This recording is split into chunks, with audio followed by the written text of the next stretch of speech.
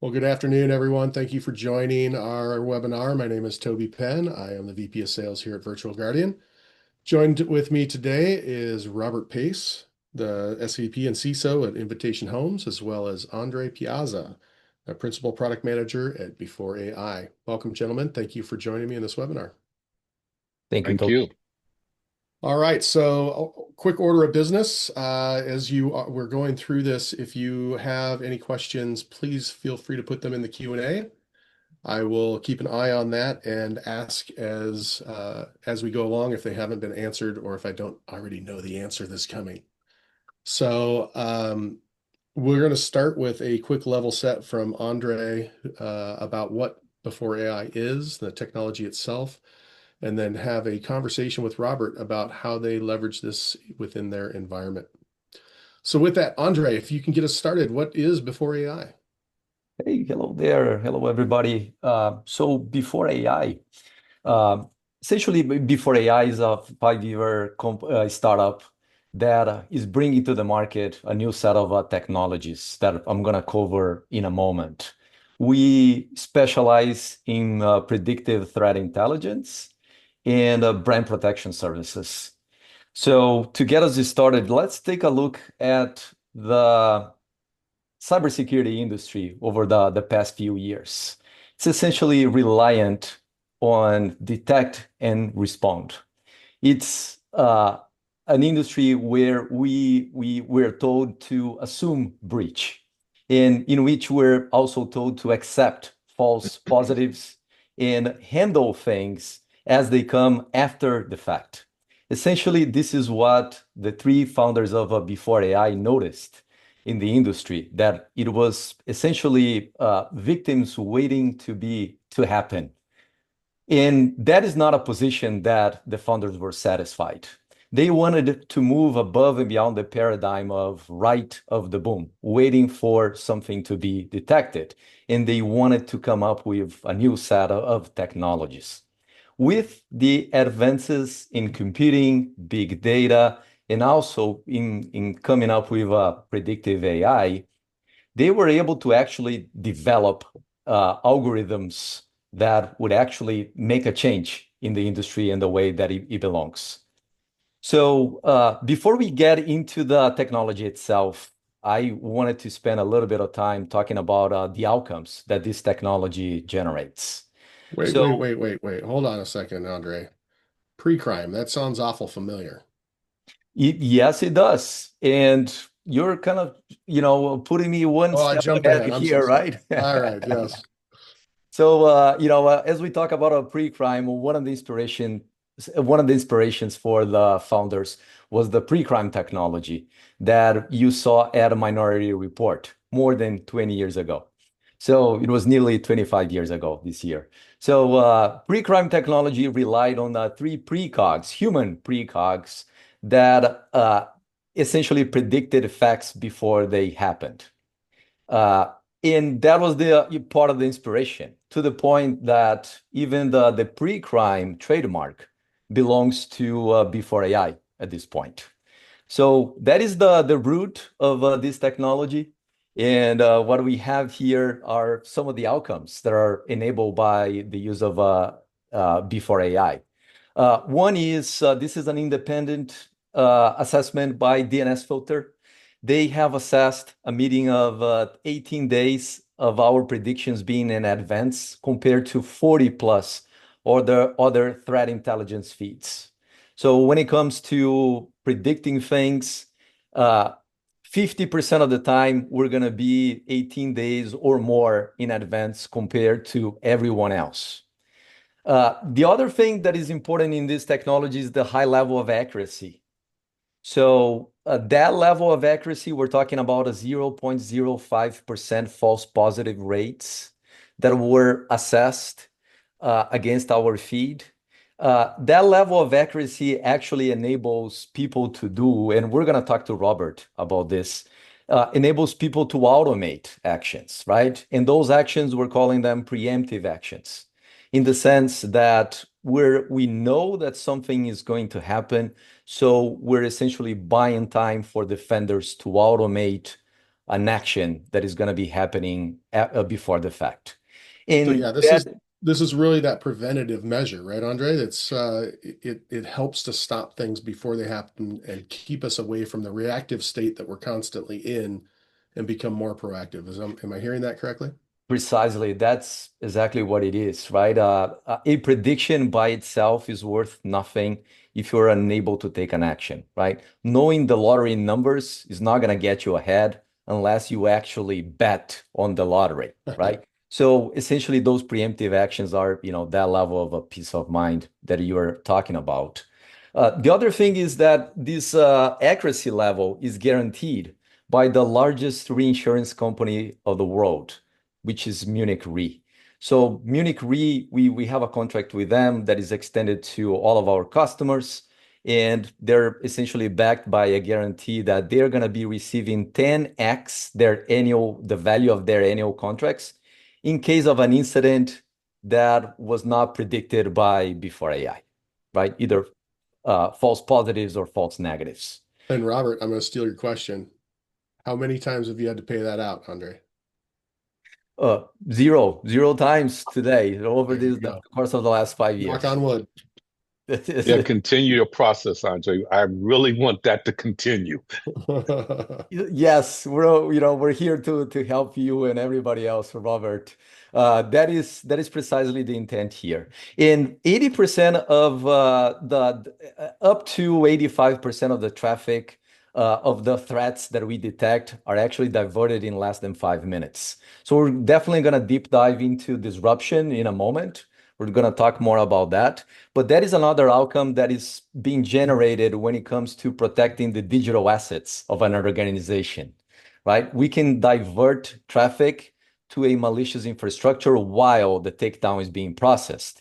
And speaking of those takedowns, we have about 93% of the takedowns being performed before any content is available on the infrastructure, which means this technology can actually detect maliciousness and collect evidence of all that, negotiate takedowns with the operators, and be ahead of any content 93% of the time, right? So we've spoken about a pre-crime, and I also wanted to talk to you about how predictive AI works. I noticed that many of the people in attendance, they're technical, so I wanted to provide more insight into how that works, right? So first, it all starts with observing the internet, all the infrastructures on the internet and how they dynamically evolve. Before AI collects 140 plus parameters from the public metadata for the internet every 10 minutes. That means that we can actually have a pretty good map of how infrastructures associate on the internet in how they evolve as far as their behaviors, which is the next step. We have developed, our data scientists and researchers have developed a proprietary algorithm that actually monitors for these behaviors and associations. So essentially, everything that is happening on the internet is being monitored by this technology, and this predictive AI can make sense of all these things. We have fed more than 5 billion malicious behaviors into it. That means that the machine learning algorithm that is called a random forest can not only predict what's going to happen, but also score infrastructures according to their levels of maliciousness, and then publish this information on an API that can be integrated into various environments, right? So you can think of anywhere in which there is a block or allow logic is an appropriate place for integration here, right? So essentially, this is how we go from the internet as is, and as infrastructures are evolving, either by being created or by changing their configuration, down to publishing that scores could be used to create a preemptive action on a defender's stack. Yeah, let's dive in a little bit more on that. How are you making those decisions on the integration and what a takedown looks like? Or maybe you'll get to that in a second. But It's Yeah. really, I think, where the rubber meets the road, right? Which is you keep talking about it happening before it becomes malicious, which is the hard part to really conceive in my mind, which is if it hasn't done anything malicious, then how are we making sure that it's a takedown, right? So what are some of the thoughts on how you're looking at that behaviors and that scoring to say, hey, this is going to end up being bad. Let's start taking action now.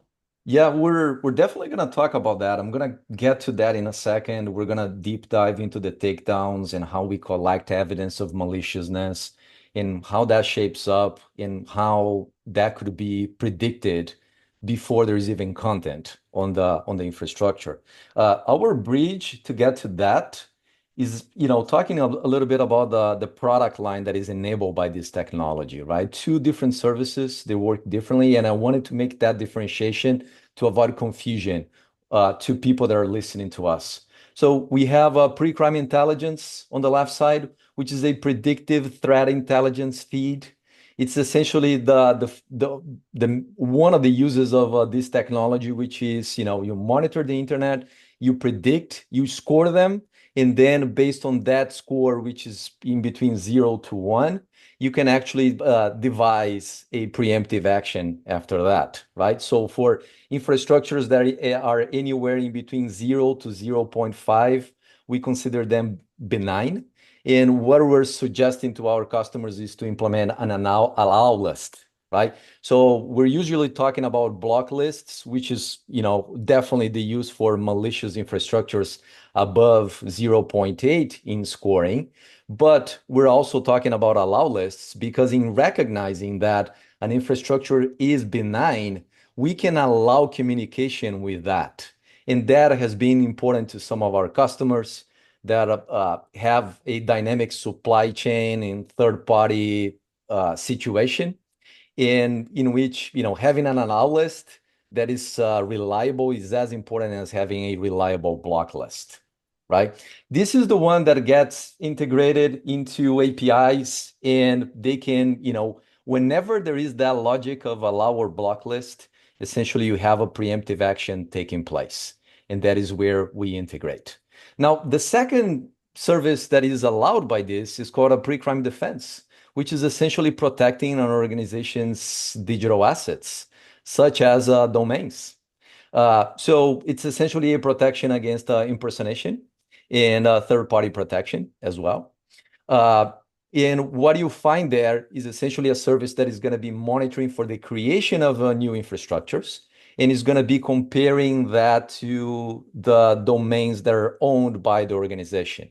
This is going to be protecting them against impersonation on the website, such as typo squatting, which is the use of a organization's trademark in the name of the domain, right? Or it could be also used to protect against the content that is available on that particular infrastructure. That is the case for example, marketplaces, right? Companies that manufacture products and they have problems with counterfeit products in different marketplaces, right? So that is the type of protection that we develop there against phishing, impersonation, against typo squatting, and similar things. And this is where, and we're gonna talk about, and now I'm gonna properly transition into an answer to your question. We're gonna get into this timeline in which we have essentially right in the middle the boom, which is the industry's paradigm that people are, finding so hard to stay tied to this thing, and we actually want to offer something different, something unique. So what you see on the right side is essentially life right of the boom. What you get is detect and respond, and you can have levels of efficiency associated with that, right? So you're going to be depending on your first detection. You're going to be only then requesting your traditional takedown that is going to be traditionally lagging because you need now to collect evidence that that is going to be malicious. And that, takedowns, they can take their own time. It's only going to be completed later, right? So this is life right of the boom. When you look into life left of the boom, what you actually have is essentially predictions and preemptions right? So we're showing here how a malicious infrastructure evolves. And what you have is the creation of the infrastructure. And the moment that in its configurations, it turns malicious, right? That becomes the point in which we can start make predictions. And this is what happens right here on the first black milestone, which is, we have detected that the infrastructure has turned malicious. We have collected evidence of maliciousness. We have sent an alert to the client, to the organization being protected. And we have deployed a disruption mechanism that is going to be blocking traffic, network traffic to that particular infrastructure. I'm going to talk about that in a second, right? But that is just the beginning of it, right? That is what happens at the moment that we have that prediction and the evidence collected. Right after that, what we do is to react a takedown that we're calling preemptive, because most of the time, as I mentioned to you, we're doing that before there is any content on the infrastructure. And that takedown gets completed, hopefully before even there is an opportunity for a boom to happen. So essentially, we're breaking down malicious infrastructures in multiple ways. Not only performing a takedown that happens much earlier, but also by deploying these disruption capabilities. I'm going to pause here in a second. I do have a couple words around disruption to talk here, but I wanted to check with you, Toby. Does that answer your question? Absolutely. I mean, maybe it should be pre-boom instead of pre-crime. I don't know. I don't Pre-boom. know. All right. Pre-crime sounds better. We all know that one. So how did that concept of disruption come about, though? I mean, you've got the takedowns. What causes that need for disruption? Yeah, there are a few things here. Number one, as you can see from this diagram, takedowns take their time. So essentially, disruption was the idea that we do not need to depend on takedowns and negotiating takedowns or depending on the success of our takedowns to be able to do something about the malicious infrastructure. So what we decided to do was to partner with several companies that play different roles in the internet's infrastructure and to actually disrupt at multiple levels. I'm going to show you in a second how that works. But essentially, by disrupting, by working with partners on the fabric of the internet, we can actually prevent victims to being made, right? Consider a service that is protecting against impersonation and data collection, credentials, credit cards, etc. Right? What you want to do is you want to protect the organization by first preventing their own users from gaining access to that, and also the customers. And that happens to extend to the entire internet.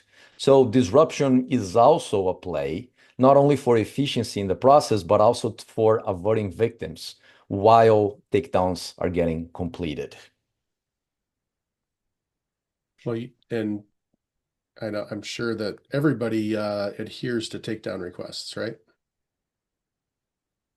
That is you would be surprised, Toby. You'd be really surprised. Well, I think that's why the disruption is so important, right? Is not all countries or hosting facilities care, honestly, about what is being served up in their environments. So I think this disruption is really an important piece of this whole puzzle in that it helps to evade or helps prevent, again, prevent, we're going to say that a million times, I think today, that traffic won't happen to a site that's malicious or serving up bad content. Yeah, that was essentially the thinking. We know from our experience that takedown operators can be difficult to handle. And sometimes you're going up against bulletproof hosting that is available in a stranded place, or you're dealing with takedown operators. We not only operate with registrars and registries, but we go above and beyond when we also talk about content operators and displacing content, disrupting content, and all of that. It takes time, essentially, and it happens two ways, right? One is collecting the evidence. Traditionally, defenders or an organization is left with just an IOC, and they need to collect the evidence, and they need to fill out the forms or their requests to the takedown operators, right? That takes time, and that could be a process that essentially lags on the hands of the defenders while everything is happening, right? And the other piece of that would be the takedown operator honoring the request. And there are a variety of reasons why they do not do.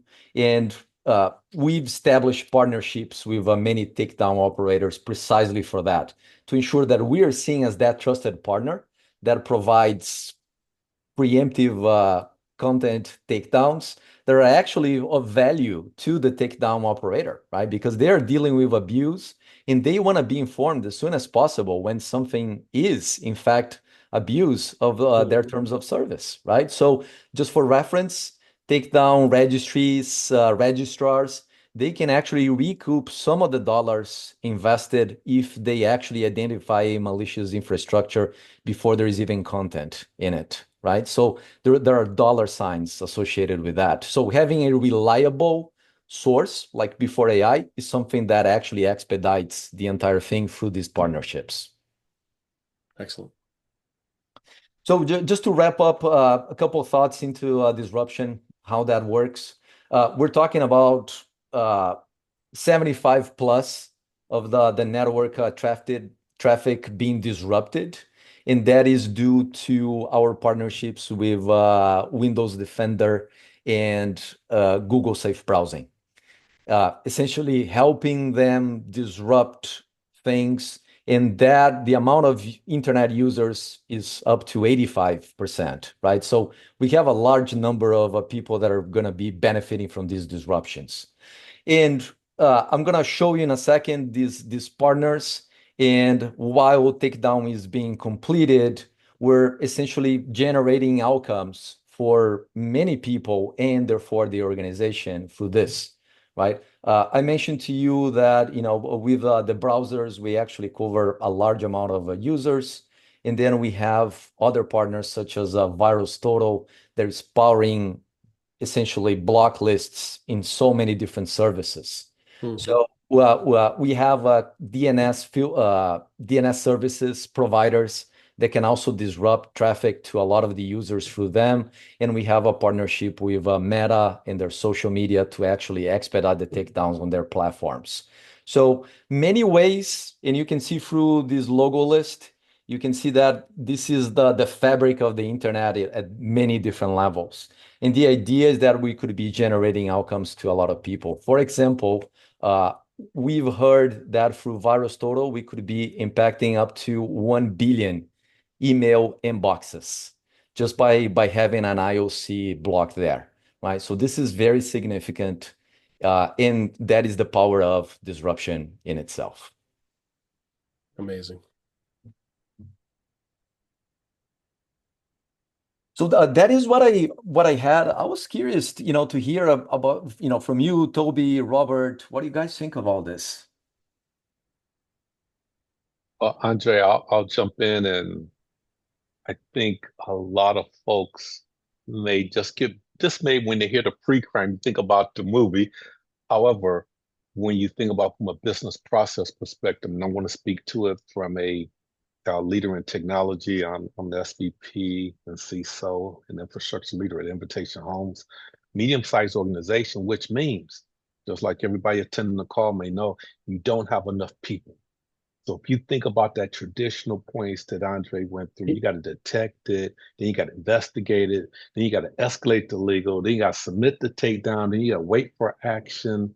That is long in this day and time. I think you have to be a little bit more nimble and fast. And what I found to be very intriguing with the BforeAI solution is that ability to streamline that process instead of being elongated down to 5 points, getting it down to like 1.5.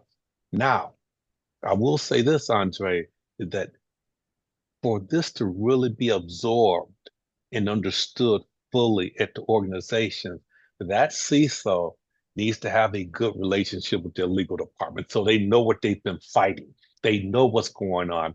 So you're not having a pure technology discussion. You're talking about a process and one that can sustain itself. It's not one that works one time and then it breaks. No, for us, this has been very helpful as a sustained process that I can get clear reporting, that I can feel comfortable with the process. And more so than anything is that when before AI goes out to do the disruption, think about NASCAR for a minute or Formula One racing, whatever you want to say. I'm drafting you. You're the one doing all the work. I'm just hiding behind you. You're sending the message out, and everybody's going to react from that from your platform. I'm a medium-sized company. They won't think about me, but since I can draft Mhm. before AI for the work to go on, and it's continuous. You're going to monitor that all the way through. So having a good relationship with legal is key. So you can sit down and talk about a process reduction. Now the cyber team can get back to doing the things that they need to do on an anomaly base. And guess what? You freed up the legal team also, so they can go on. They got a lot of things on their plate. So that was a winning factor that I thought when you look at it from that business side, and then to recognize how we had to be open with before AI. We had to tell you the key domains we wanted you to monitor. So then you go find out the little derivations here and there that could be used online for someone to lure somebody to an imposter site. So it's that transparency and working at the beginning makes the process easier. Let's back up just a hair. Robert, why don't you describe a little bit about what Invitation Homes does for everybody? Because that the model of your business is actually plays a big part in why this is such a necessity as well. But great. Thank you for that one, Toby. We're in the single family home leasing industry. We're headquartered in Dallas, Texas. And in our industry, Invitation Homes, you're going there to rent one of our nice and very upscale homes. But maybe that domain name has Invitation Homes with two S's in there. That's an easy lure factor that someone could go there. And once they go to the improper site, it's not just a one-off, it's that user experience. Brand protection is key. I imagine the CISOs out there, you understand it's one thing to look at the attack surface from a technology perspective, but you got to think about that brand protection. How are you monitoring and protecting your brand?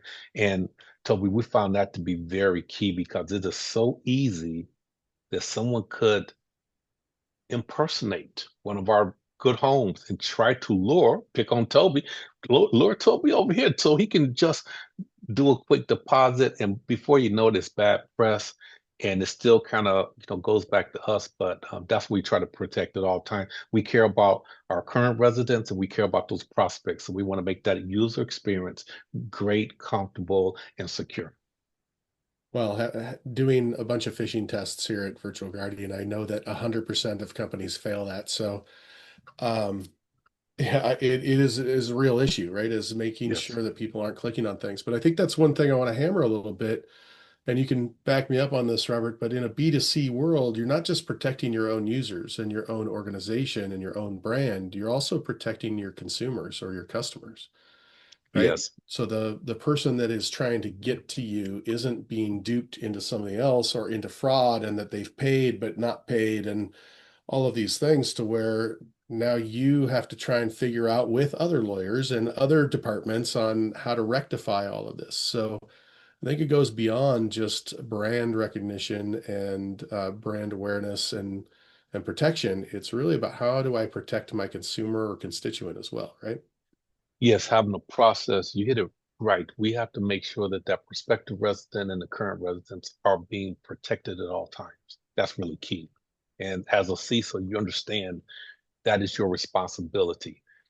What you also understand as a CISO, I mentioned that earlier, you never have enough people. So the minute you may have one engineer doing a scan, doing a search, by the time they hit save, the data's old or something else has popped up. Right. However, with the platform that before AI has, that continuous work. It's not a set it and forget it, but it's a reasonable trust that I can extend to them that they're continuously monitoring. They're going to see all the little derivations right there, take action, disrupt, and even go through the takedown if they need to. So, in that realm of having a business partner, that has worked out very well.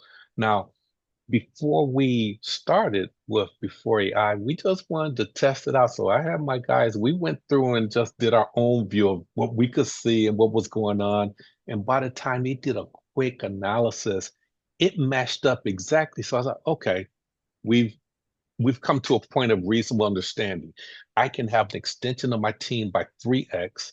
And don't get me wrong, that guarantee, Andre, is always good. I like to know that. That made that made the process easier when you're selling it to the rest of the executive team that we get a guarantee on services. Mhm. But in the essence of having something continuously monitoring, continuously working, that is that key point because you're on the perimeter, you're trying to protect your perimeter and go as far as you can in a reasonable manner. And when work needs to be done, again, draft on the services of Before AI, it has been reasonable. Now, I said draft on the service, they're going to do a lot of work, but the truth is that are we getting the right report to tell me is it operating as designed? Yes, we are. The reporting is very clean. I will say many times CISOs have to get a report, put it in the PowerPoint, then you have to present it or modify it or do your own number crunching. You're doing VLOOKUPs, et cetera, pivot tables. The Before AI can put that information, they listen to the customers, and I've been able to benefit from the past customers, and they can put that into a potential impact to your residents or your customers and put a dollar value right at with the reporting. That is a pretty good element so you can have confidence what has been identified. Here's the potential. I'm never going to say absolute in cybersecurity, but here's the potential impact that we averted. And that's been a very good presentation. And for your governance teams, you can take the data on this side, move it up to a governance level because they're not going to all be technology folks. That's on the governance count. They need to understand people process technology, but more so on the process, and then they can lean in and make the right decision. Our governance folks have enjoyed looking at this, and they're able to understand and provide some good comments or input to say, wow, I didn't know it was that many people that was going out. Yes, it's a lot of derivations to our name, two T's here or two S's there, Right, or a right. Z and the S. It's all those little factors that the normal person don't think about, but you take this to your governance team and you can start to look at that data and they can digest it and understand it and educate it. It's your job as a CISO to constantly educate everyone in the org, from your committees, councils, to your executive team. So you mentioned just a minute ago about your team doing their own research ahead of time to try and figure out how big the problem was. How did that compare to what Before AI was able to give you in that same period of time? It was refreshing, and it became an easy point of, yeah, I can have my guys go on and do something else. And just honestly, I don't think nobody on there, if you look at their SOC or their engineering team or their cyber team, whatever you want to say, I don't think nobody wakes up and just say, "Oh, I just want to monitor domain names all day." They don't want to do that. So, let's take some of those points that are not as glamorous and get a good business partner that understands that and thrives on it. Then let our resources go do something else. Now it's the collective team that can get together. And at the end of the day, all the CISOs is out there. It's your job to maintain a reasonable environment for your organizations, and you have to understand and put the right players in the right position to execute the best. No, I appreciate that. And that it's just, full disclosure, I did work at Recorded Future, which is another intelligence company, and we did have brand protection as well. But we definitely could not get left a boom in the sense that Before AI is. And I'm still intrigued on the pre-malicious content statements, Andre. Can you elaborate on that? So what makes a site non-conformant or predictively bad prior to actually content? There are many patterns that our technology captures at this point. So, to start with, we're getting 140 parameters uh, from each infrastructure out there.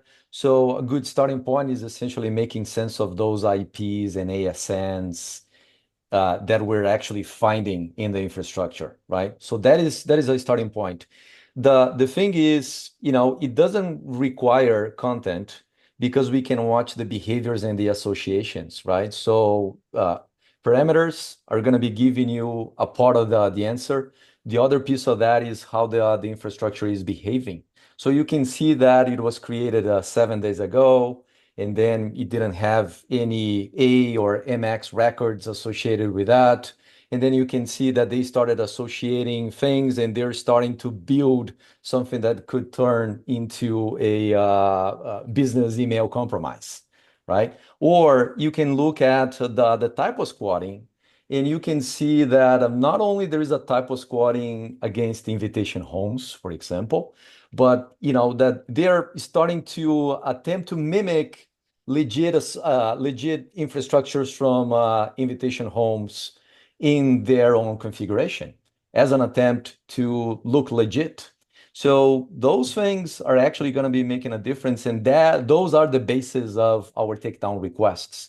Is this level of malicious behavior also associated with a particular organization and showing that the registrant doesn't have any of those trademarks, right? That is how we get those done. And Andre, one of the items also that I think is good is the continuous monitoring after that. If it reemerges in any way or form, that's not on me anymore. That's on my business partner before AI. You're continuously monitoring that and going to take care of that.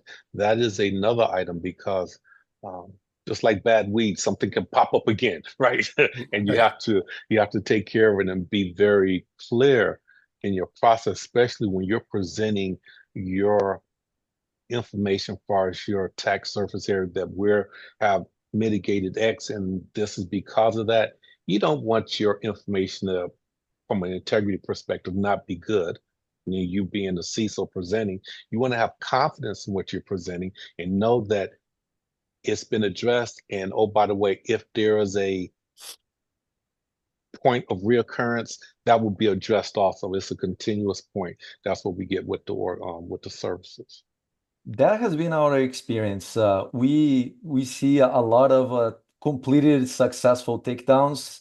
They just resurge within a certain time frame, and the reason for that is registrars in registries overall, they are interested in actually selling those domains. So the moment that you actually execute a successful takedown at a domain level, what you're going to see is that that name is going to become available within 30 to 60 days. It really depends on how fast they are in this. But, essentially we have threat actors that are ready to re-register the same name and attempt again against the organization. And that is the reason why we offer takedown resurgence coverage. So for up to 60 days after a takedown has been completed, we're going to monitor that particular domain and name and make sure that, you do not get a resurgence. And it happens. It's the kind of behavior that we see out there, and that is also included in our services. Thanks for bringing that up, Robert. Now, another point that I thought was good, because I mentioned having a business partner. And again, I'm speaking from a leader perspective. We have standard and standing meetings with the Before AI team. It's not just, okay, we have them on the stack and we don't talk to them anymore. Every 2 weeks, we're meeting to make sure we're sharing information. That makes overall relationship good because I am only as good as my business partners just providing some of the security services. And I think you have to be transparent. When there's an issue, we're going to put in a ticket. We're going to let them know what we're thinking about with something. They have time to respond. So you have a joint understanding of what we're trying to do to become better. So I would say that to all the CISOs out there, leaders, you need to have a cadence to meet with your vendors and you pull them in and it just works and makes it even an extended staff meeting, if you will. That's what it becomes. Great ad there. So let me see if I can sum this up. What we have here is predictive intelligence that looks for bad sites, domains, activity prior necessarily to even bad content being on there, so that we can be left a boom and prior to it actually detonating within an environment and causing a reactionary with me dealing with the phishing campaign or dealing with the malicious code being clicked on and downloaded. But even though all registrars are not as cooperative in that time period of the takedown, if it is a takedown, or even if it's not a takedown, you have the opportunity to disrupt that traffic so that you are protecting not only your organization and your brand, but your consumers during that process. And it's guaranteed 99.95% accuracy in two different forms, prevention or as a feed. Did I get all that right? I That's think exactly what we're talking about. What do you think, Robert? I think you hit it. I would just ask any of the leaders out there, the CISO, department heads, whatever you want to say. How many times have you had a chance to sit down, present a proposal, and then put a guarantee behind that? I guarantee you're going to get legal's input, I'm ear to surprised perk legal up. doesn't send you candy and flowers every week, Robert. I mean, how much time did you really free up on them? Have you ever It, measured that? and it was we talked about it because of how much we knew it would say, because again, it predicated on having that good relationship. You go down, you work with them, they need to drop what they're doing, kind of work on this, then catch back up. But if you explain along the way, hey, I think we can streamline this process. So in full disclosure, we was going through it in a traditional manner and having that initial discussion before AI said, wow, this may help out, and you start to have a discussion. Hey, what if we could take this from a 5-step process of our involvement down to 1.5? Yep, that's You huge. know, that would, and they said, wow, that would be kind of nice. And if it could do 1, 2, 3, and 4. So you got to have that again, have the relationship. Yep. Um, if you don't have a relationship with HR as a CISO and with legal, uh, please develop that, because you have to speak the business language first and be a leader, and then identify the technology that can help you out. Agree, 100%. So just to hammer on some use cases just one more time, it's real easy for me to grasp around anybody that's in a B2C environment where you have users logging into your environment, like financial, like invitation homes, like others.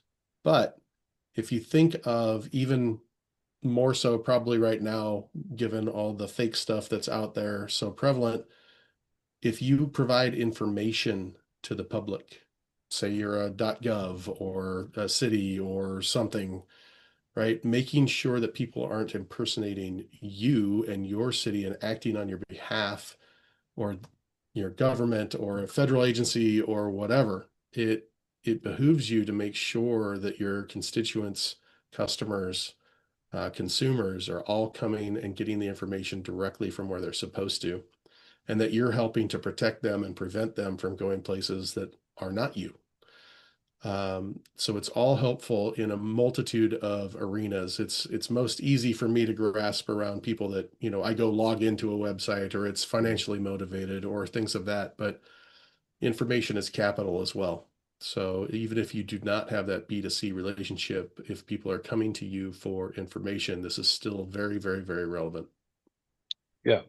Um, that point I mentioned on the drafting, I think that's really key, because you're not going to have a lot of resources. You're not going to have a lot of vendors in your technology stack. So you have to pick wisely who's in your technology stack. And another part is, before AI is growing and just understanding where they would like to go, some thoughts, they've been open to talk to us. So I've enjoyed that part also. And I think the engineers on the team enjoy the ability to communicate what they're seeing, or just some comments. It may be on the report. Hey, could you change this around? That has been refreshing, and you want to make sure you can have that. Um, Another point is the idea is every leader is looking, you're trying to introduce an item in your technology stack. Well, traditionally, you have something in your technology stack now, you get another item, you must do a replacement.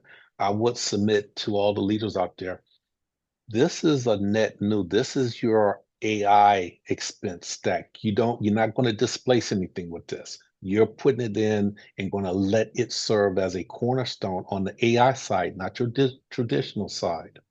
This is your AI budget and what you're putting in there. So a little word of advice, we as leaders have to start thinking about our budget in two different realms, the traditional and then an AI investment. There's nothing there yet. So you're going to be doing investment and you will see the benefit over time. And if your vendor can, I'm going to say another plug on this one, give you some good reporting that does not require your team to go back and regurgitate items, that's even better. Yep, for sure. Well, I'm going to open it up really quickly for any questions from the field here, from our attendees. Q&A is open. If you have anything, please let it in there. I'd also like to thank Andre and Robert for joining me today. It's been a wonderful discussion. And then lastly, if I don't see any questions, a call to action. If you would like to see how big or small that problem is within your environment, you can reach out to us here at Virtual Guardian, and we can work with BforeAI to do a 90-day look back in your environment to see what we would have found prior to it happening. All right, here's one. Robert, what was your time to value from start to realization? Great question. The time to value. I will say you're going to see items within about 72 hours, 48 to 72 hours. It only took a coffee call for my guys to get it stood up. What we really had to do is make sure they had all the right URLs in their system to start to understand and make the points, not just your primary, but your environment. So about 48 to 72 hours, you start to see that. Now, the value is that perceived takedown information and the perceived time that you did not have to involve your engineers or your legal team in some of the activity, and the disruption is going on. Excellent. Great question. Any other questions? All right. Well, once again, thank you, Robert and Andre.